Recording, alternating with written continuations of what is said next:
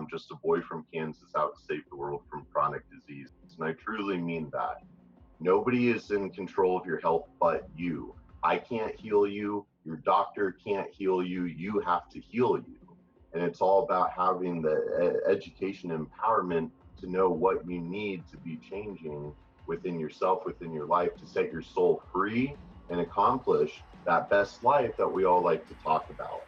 And I truly believe that the greatest medicine of all is to teach people how not to need it. I'm Brendan Vermeire, the original Holistic Savage. Welcome to the Holistic Savage podcast.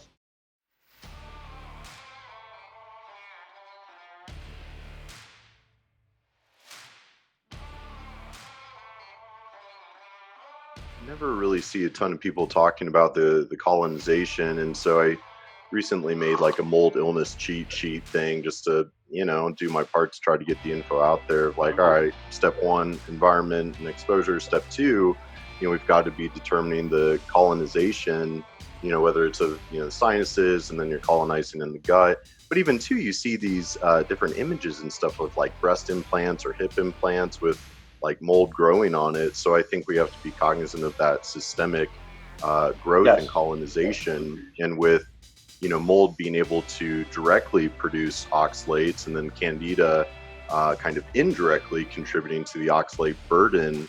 I think there's got to be a lot to that. Otherwise we're trying to constantly detox, and it's like we're trying to bail water out of a sinking ship, right?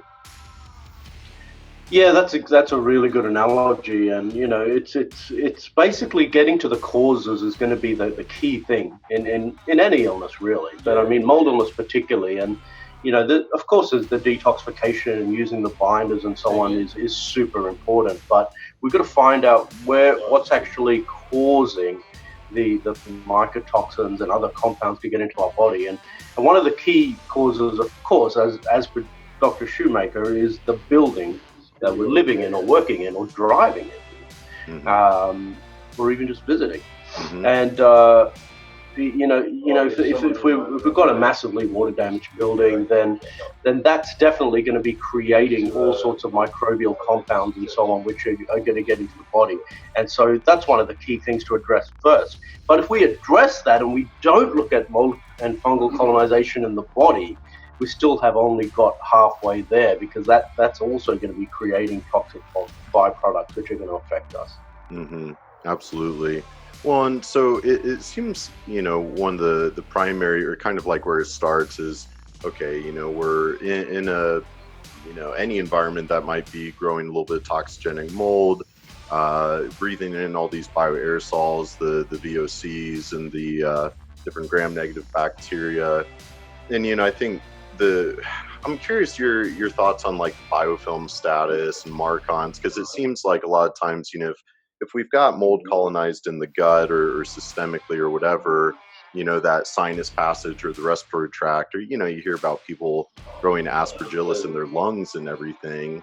Some of the different antifungals like diflucan or whatever we might have to use to eradicate that, then before kind of getting into all the binders and detox side of things as well, right?